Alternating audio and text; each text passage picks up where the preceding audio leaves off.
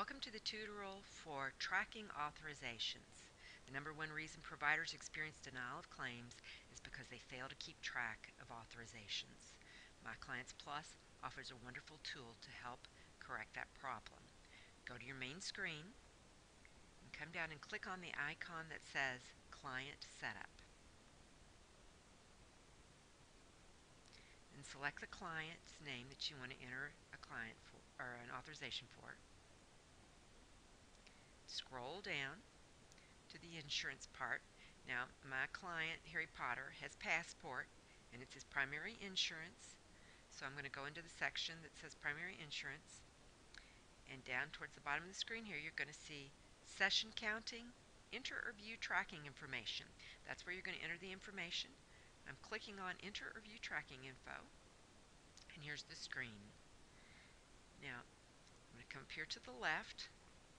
Where it says sessions, I'm going to hit the drop down box and change it to units. Now, my authorization began on May 1st and it's going to end June 30th. Now I get to put in the CPT code that I'm authorized for, and in this instance I am a targeted case manager. So I'm going to scroll all the way down to the bottom and select the CPT code for that service. And I was authorized 2 units, so I enter that there, and here I enter the authorization number that the insurance company gave me. And I come down to the right corner and click close. Then I scroll down to the bottom of my screen and I click the save button. I have to save the client setup or all that information will be lost, and we don't want to do that. Now I want to enter my claim. I'm going to go to client session, the blue man, red woman, and I want to enter a claim for the month of May. We'll say I entered that on the 31st of May. Click the 31st. Now I'm going to add new session.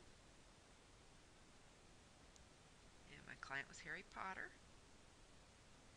So I get to enter my claim here.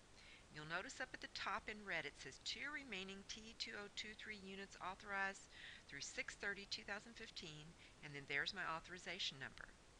Now I'm going to take that authorization number and I'm going to highlight it and make a copy of it. And I'm going to scroll down here, and I probably need to change my modifier so that it's targeted case manager modifier. And then where it says prior authorization number, I'm going to paste that number in, scroll to the bottom, and I'm going to click save. And I have now entered a claim. Oops, no, I didn't do it right, did I? I didn't pick the right CPT code. Got to go back in and pick the targeted case management CPT code. Go to the bottom, click save. Okay, so now it says Harry Potter. I got the right billing code. It's all right there. Now I want to check my work and see that I did it correctly. So I'm going to click on the manila envelope. You'll notice up at the top it says 1 remaining T2023 units authorized. So it just counted 1, and it tells me I have 1 left through to the end of June.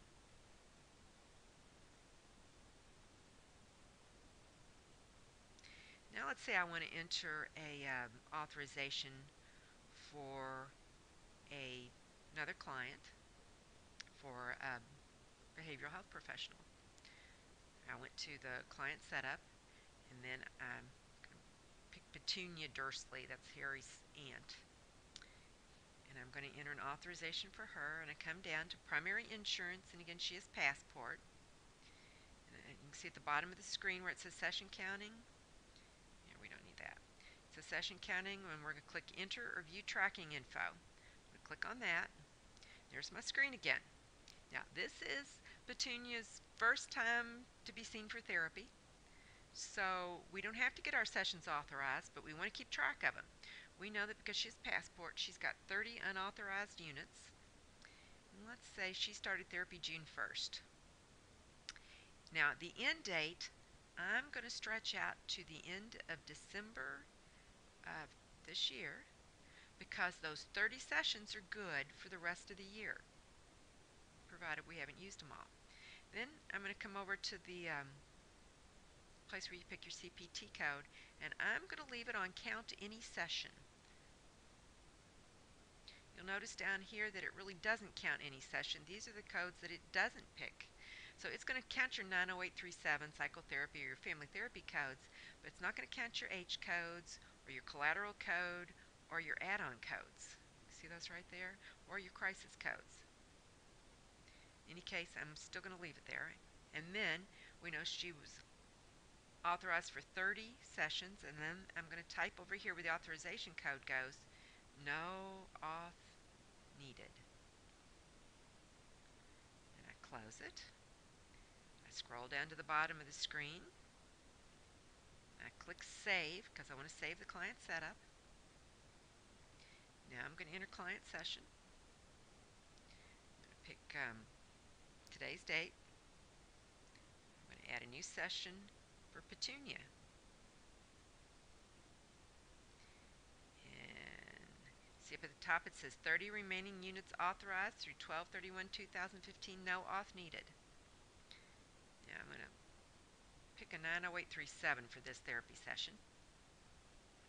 Let's say okay, everything looks good in there. Now I don't need to put the authorization number in because there's no auth needed, right?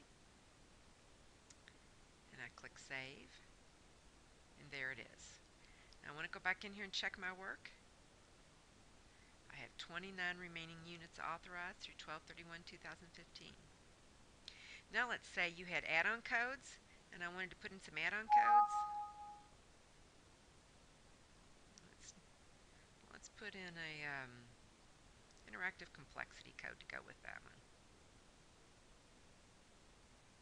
Still don't need any authorization number in there. I click save. Now let's open it up and see what it says up at the top.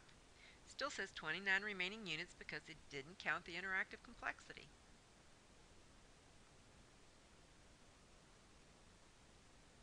Folks, that's a very simple process. It'll help keep you out of trouble and help keep you getting paid.